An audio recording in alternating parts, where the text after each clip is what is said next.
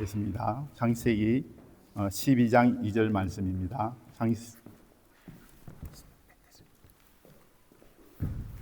창세기 12장 2절 같이 한번 봉독하겠습니다.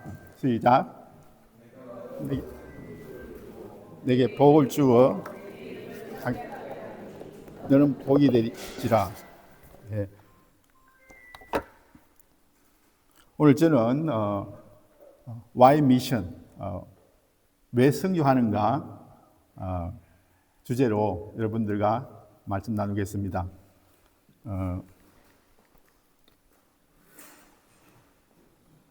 여러분 중에 저 사람 누구야 이렇게 생각하시는 분이 있을 수 있겠습니다. 여러분들은 왜 선교하신다고 생각하십니까?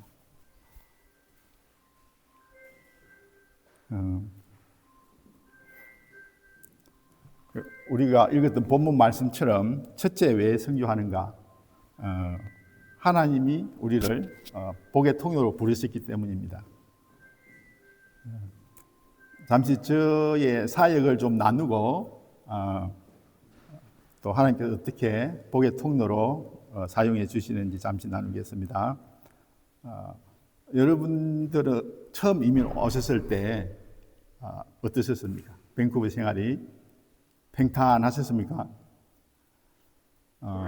저는 1993년 9월에 밴쿠버에 도착했습니다. 좀 오래됐죠? 그래서 좀 한국말도 좀 어눌합니다. 영어도 어눌한데 성령께서 잘 이해하시도록 도와주시길 바라고. 그래서 저희도 처음에 와서 무엇을 해야 될지, 어떻게 시작해야 될지 하나님께 참 그래서 지혜를 구하고 기도할 수밖에 없었는데 그때 하나님께서 한 중국 유학생을 만나게 해주셨어요. 그래서 그 중국 유학생을 따라서 그가 자취하는 방으로 갔는데 그게 다른 두 유학생이 같이 이제 자취를 하고 있었어요. 그래서 아주 기뻤죠. 이제 이 학생들 복음 전하면 되겠다. 그런데 깜짝 놀란 게 이미 그 학생들이 성경 공부를 하고 있었어요. 밴쿠버에 도착한 지 얼마 되지 않았는데. 그런데 나중에 깜짝 놀란 게 그들이 보고 있는 성경책이 여호와의 증인 워치타워에서 출판된 그 책을 가지고 공부를 하고 있더라고요. 그래서 그때 하나님께서 제 마음에 지금 이 학생들한테 복음 전하지 않으면 이 학생들은 이단한테 또 사단한테 뺏긴다. 그런 마음을 주셨어요. 그래서 이제 그 자리에서 복음을 전하고 그들과 약속을 하고 그 사람들을 만나지 않고 나만 만나라. 그래서 그 세 학생과 함께 성경 공부를 시작하고 매주 이제 만나게 되었습니다. 그래서 참 하나님의 은혜였습니다. 그래서 그 교제를 마치고 이제 마린팍 뒤쪽 바넷 하이웨이 있지 않습니까? 그쪽으로 이제 드라이브해서 집으로 오는데 하나님께서 제 마음속에 그런 마음을 주셨어요. 저들을 위해서 내가 너를 여기 보냈다. 복의 통로가 될 것이다. 그런 마음의 감동을 주셨고 그러던 어느 날 이제 한 학생이 SFU에 진학을 하게 됩니다. 그러면서 이제 저희들 SFU에서 중국인 유학생 사역을 시작하게 되었습니다. 그때도 하나님께서 우리가 오늘 읽었던 본문 말씀 복이 되리라, 복의 통로가 되리라 이런 말씀을 주셨어요. 그래서 그 SFU 중국인 유학생들 가운데서 하나님의 또 귀한 그런 복의 통로가 될 사람들을 계속 보내주실 것이다. 그런 이제 믿음을 주시고 확신을 주시고 그래서 SFU의 사역을 시작하게 됐는데 사진을 한번 보면서 잠시 소개를 하겠습니다. 첫 번째 사진은 그래서 SFU에서 그 1년에 3번 클럽데이라는 게 있습니다. 한국어로 말하면 동아리, 그 서클, 그 서클에 가입하는 3번의 이제 그 기간이 있습니다. 그걸 클럽데이라 그렇게 하는데 현재 SFU에는 2만 5천 명의 학부 재학생이 있고 유학생이 4,100명 정도 있습니다. 유학생이 4,000명 이상 있습니다. 그래서 그 신학기마다 클럽데이를 통해서 학생들을 이제 접촉하고 그런 두 번째 사진을 보시면 그래서 우리가 이민자들 사이에도 그런 말이 있죠. 공항에서 누구를 만나느냐에 따라서 그 사람의 직업이 달라진다. 이 클럽데이가 이 유학생들에게도 굉장히 중요한 게 누구를 만나느냐에 따라서 그 4년 동안의 캠퍼스 기간이 달라집니다. 예를 들어서 K-팝 하는 클럽에 간다. 그러면 이제 4년 동안 춤추는데 이제 가야 되는데 또 하이킹 하는 클럽에 가면 주말마다 산으로 가야 되는데 우리처럼 학생 사역하는 클럽에 만나면 이제 주말마다 교회에 오거나 성경 공부하거나 주님을 만나는 그런 이제 인생이 달라지는 거죠. 그래서 저희 캠퍼스 사역하시는 분들에게는 이 기간이 참 중요한 기간입니다. 그래서 하나님께서 좋은 영혼들, 마음이 준비된 영혼들 보내주시도록 간절히 기도하게 됩니다. 세 번째 사진은 이제 그 클럽데이에서 만난 학생들을 웰컴 파티라고 해서 이제 파티를 만들고 초대를 합니다. 그러면 그 파티에 오니까 마음도 열리고 아주 이제 좋은 관계를 맺을 수 있는 최선의 분위기가 됩니다. 그래서 우리가 학기 중에 이제 매주 한 번씩 정기적인 모임을 갖는데 이때 학생들에게 따뜻한 식사를 한 끼 대접하는 게 참 중요합니다.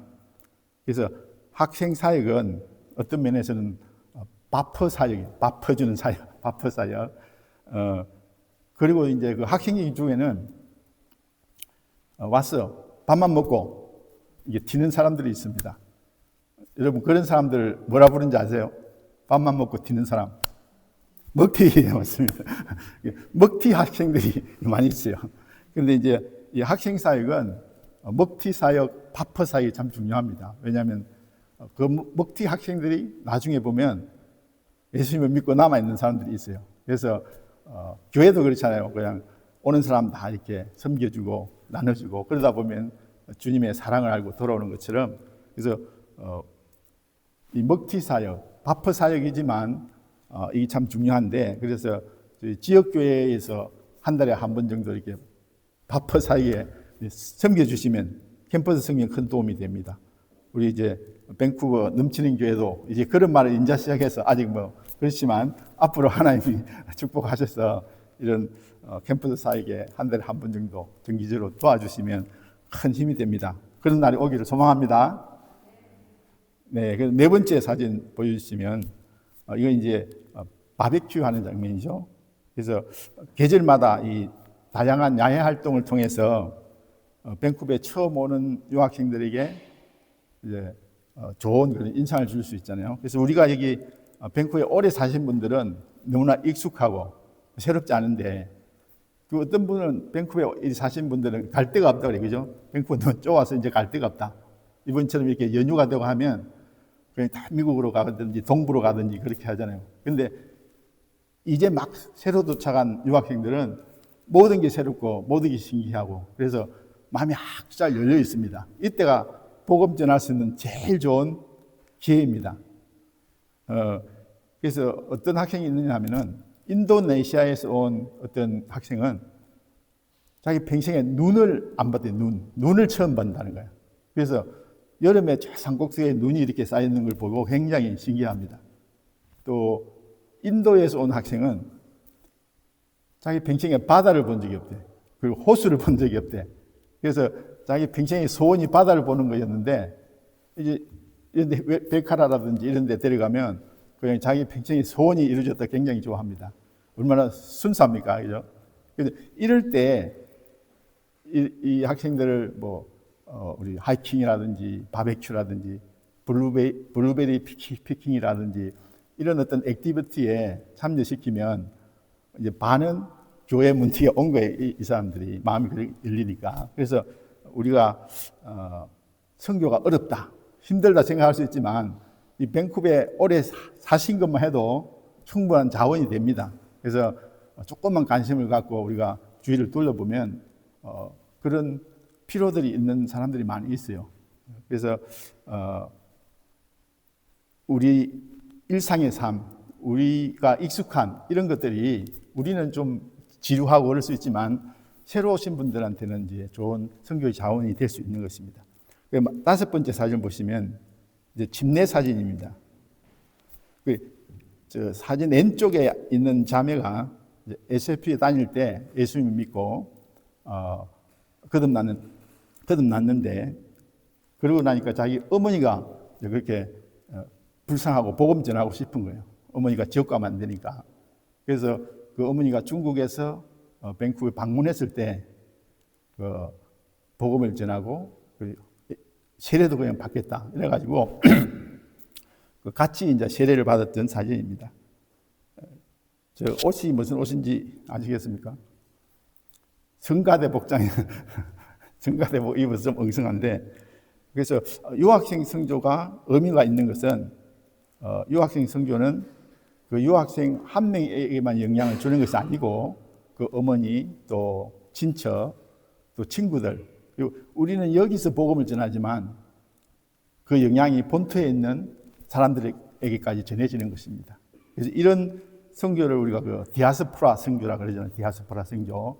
그래서 제가 이 밴쿠버에 살다 보니까 아마 여러분들도 그럴 건데 원주민 선교라든지 또 홈리스 선교라든지 그런 쪽에는 굉장히 우리가 많이 알고 있고 또 많이 들어봤고 익숙하잖아요. 그죠?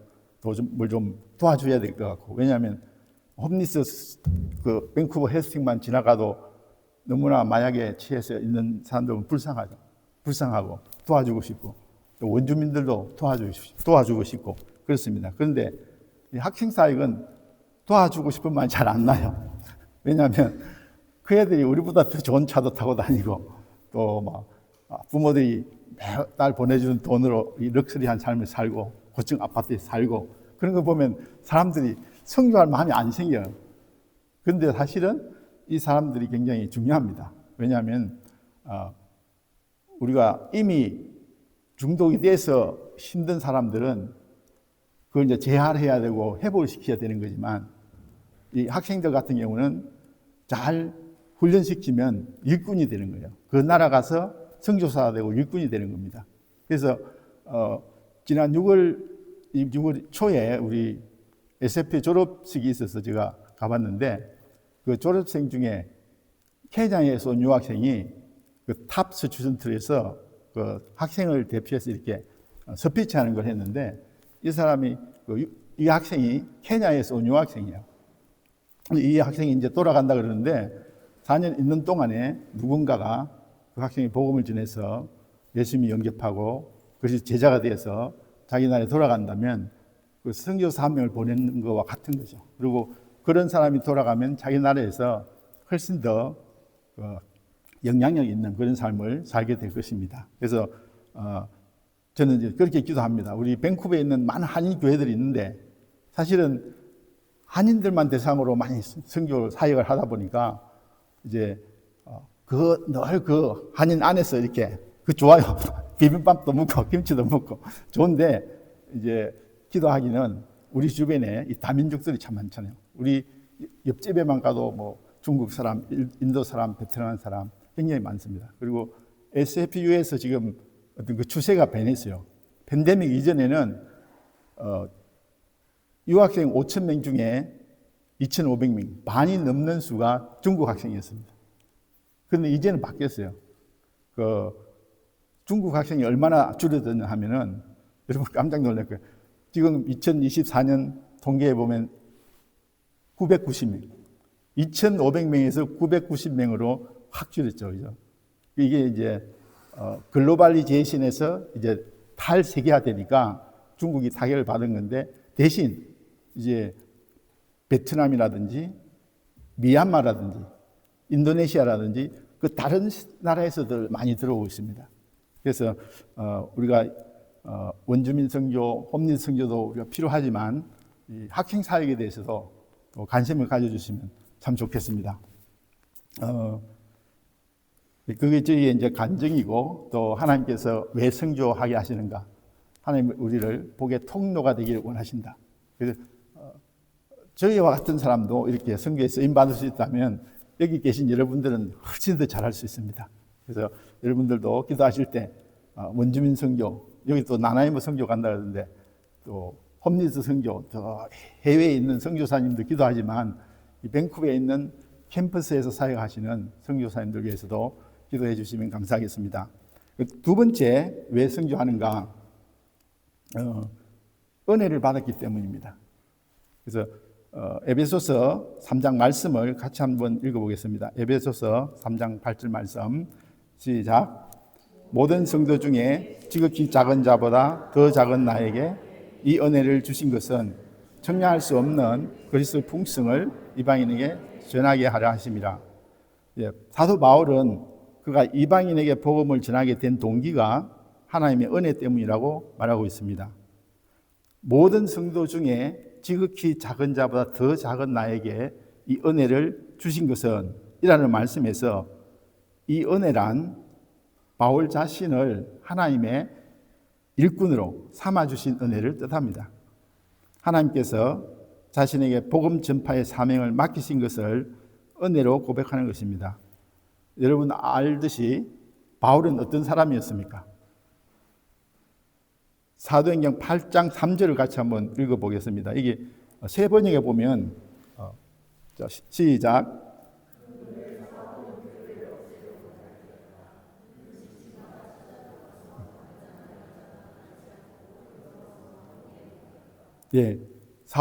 바울은 이런 사람이었습니다. 그가 베나되기 전에 사울이었을 때 집집마다 찾아다니면서 예수 믿는 사람들을 끌어다가 감옥에 넣던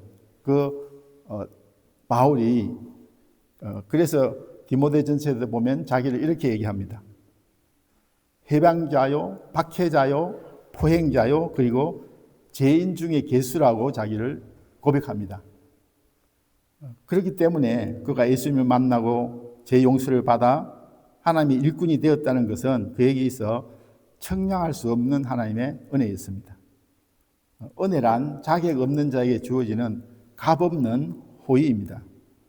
바울은 자신 같은 죄인을 부르시고 구원하신 하나님의 은혜를 깊이 묵상하며 이 위대한 복음을 이방인에게도 전해야 되겠다는 그런 선교의 열망에 불타올랐습니다. 그래서 바울의 삶은 은혜가 이끄는 삶이었고 은혜가 선교의 동기와 이유였습니다. 의무나 부담 때문이 아니었습니다. 사랑하는 성도 여러분, 예수님은 우리를 죄에서 구원하시기 위해서 하늘의 그 영광 보좌를 비우시고 이 땅에 우리를 위해서 와주셨습니다. 주님은 저와 여러분을 위하여 가정 고난과 십자가의 죽음을 당하셨습니다. 로마서 5장 8절에도 우리가 아직 죄인 되었을 때에 그리스도 예수께서 우리를 위하여 자기의 독생자를 희생하심으로써 우리를 사랑한다는 확증을 주셨다, 그렇게 말씀하셨잖아요. 그래서 우리가 아직 죄인 되었을 때 그리스도께서 우리를 위하여 죽으심으로 하나님께서 우리에 대한 자신의 사랑을 확증하셨다. 밴쿠버 넘치는 교회가 이 놀라운 하나님의 은혜와 사랑을 알고 누리는 교회가 되시기를 축복합니다. 뿐만 아니라 이 은혜에 힘입어 그 은혜가 넘쳐서 이웃으로 열방으로 흘러가는 또 복의 통로가 되시기를 축복합니다. 세 번째, 왜 선교하는가? 요한복음 풍성한 삶의 비결이 되기 때문입니다. 풍성한 삶의 비결. 요한복음 10장 10절을 다 같이 봉독하겠습니다. 시작. 도둑이 오는 것은 도둑질하고 죽이고 멸망시키는 것이요 내가 온 것은 양으로 생명을 얻게 하고 더 풍성히 얻게 하려는 것이다. 예수님은 우리에게 생명만 주실 뿐 아니라 더 풍성한 라이프를 주시기 위해 오셨습니다. 이 풍성하다는 것은 외적으로는 좀 부족한 부분이 있을 수 있으나 우리가 내적으로 감사와 기쁨, 만족이 넘치는 삶을 말합니다. 그것은 주님과 친밀한 관계와 순종을 통해 주어지는 내면의 만족이며 이것이 우리 삶을 이끌어가는 힘이 되는 것입니다. 그래서 밴쿠버 넘치는 교회라는 이름처럼, 그죠? 여러분 교회가 넘치는 교회잖아요. 이 말은 이제 풍성하다는 이런 의미와 같은 뜻인데, 그 밴쿠버 넘치는 교회가 더 풍성한 삶을 누리는 그의 은혜가 있기를 축복합니다. 제가 어떤 유튜브를 보다 보니까 한국의 뭐 유명한 연예인들 간증들이 막 나오잖아요. 그걸 보니까 그 부분은 세상 기준으로 볼 때 인기도 많고 또 돈도 많고 부족함이 없는데 그래도 늘 마음이 불안하고 또 공허하고 그래서 행복하지가 않았대요. 행복하지가. 남들이 보면 참 부럽고 참 좋은데 그래서 그 계기로 예수님을 믿게 됐고 그리고 이제 그 릭 워런 목사님의 책 있잖아요. 목적이 이끄는 삶.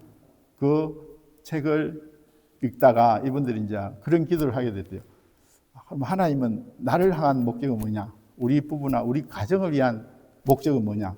뭔가 하나님이 기대하는 게 있는 것 같은데 내가 그런 삶을 살고 있는가? 그렇지 않아서 이렇게 공허한가? 그래서 그런 막 기도를 하고 있을 때 마침 잘 아는 친구로부터 제3세계 아이들 돕는 그런 프로그램이 있는 선교 단체에 이제 가입을 하고 그 아이들을 돕고 또 그 현지를 방문도 해보고 그 아이들도 만나고 여러 가지 그런 활동을 하면서 이분들이 경험한 것이 그 이전에 가졌던 그 공허함 또 불안함, 불행한 마음 그런 게 다 없어지고 그 일을 하면서부터 그들이 삶의 감사와 기쁨과 또 부부간의 더 유니티와 이런 것들이 더 좋아졌다는 거예요. 그래서 자기들이 비행기를 타고 막 돈을 들이고 또 막 스케줄을 빼고 희생해서 자기를 간다고 생각하는데 가보면 받아오는 게 훨씬 더 많더라. 그런 간증을 하는 걸 들었습니다. 그래서 선교에 참여하는 것이 하나님이 주시는 참된 기쁨과 이 풍성함을 경험하는 통로가 되는 것 같습니다. 그래서 우리가 선교에 참여할 때 하나님은 우리에게 더 깊은 만족을 주십니다. 하나님은 우리에게 두 가지 계명을 주셨죠, 그죠? 마태복음 22장 37, 39절을 같이 한번 읽어보도록 하겠습니다. 마태복음 22장 37, 39절 시작. 예수께서 이르시되 내 마음을 다하고 목숨을 다하고 뜻을 다하며 주 너의 하나님을 사랑하라 하시는지 이것이 크고 첫째 되는 계명이요 둘째도 그와 같으니 내 이웃을 내 자신과 같이 사랑하라 하셨으니 이 두 계명이 온 율법과 선지자의 강령이니라. 예, 그래서 하나님은 우리에게 두 가지 계명을 주셨는데 내 마음을 다하고 목숨을 다하고 뜻을 다하고 힘을 다해서 하나님을 사랑하는 것과 또 내 이웃을 내 자신과 같이 사랑하라.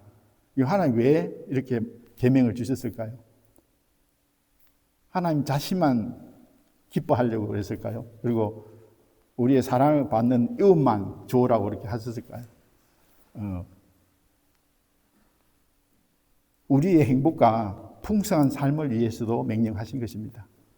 그래서 하나님을 사랑하고 이웃을 사랑할 때 우리의 삶이 더 풍성해지는 것입니다. 그게 하나님의 법칙입니다.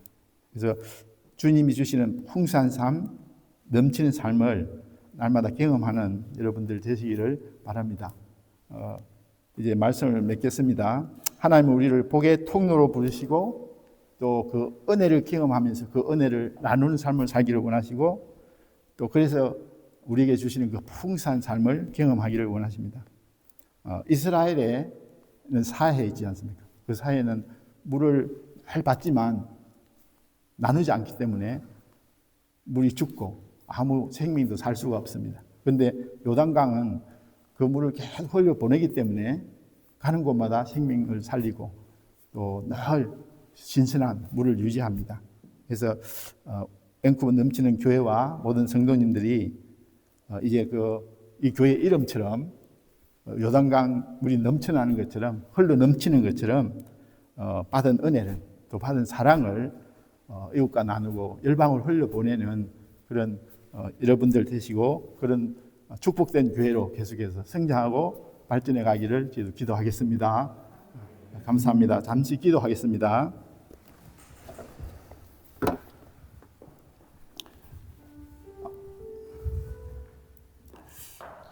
너는 본토 친척 아비 집을 떠나 내가 네게 지시할 땅으로 가라. 내가 너로 큰 민족을 이루고 네게 복을 주어 내 이름을 장대케 하리니 너는 복의 근원이 될지라. 너를 축복하는 자에게 내가 복을 이루고 너를 저주한 자에게 내가 저주하리니 땅의 모든 족속이 너를 위하여 복을 얻을 것이니라. 하나님, 저희를 복의 근원으로 복의 통로로 불러주신 것을 감사합니다. 주님, 저희들 참 우리의 시선을 주님께 고정하고 주님의 마음을 품고 우리의 연약한 이웃과 아직 복음을 알지 못하는 잃어버린 영혼들에게 우리의 마음과 시선이 가게 주시옵소서.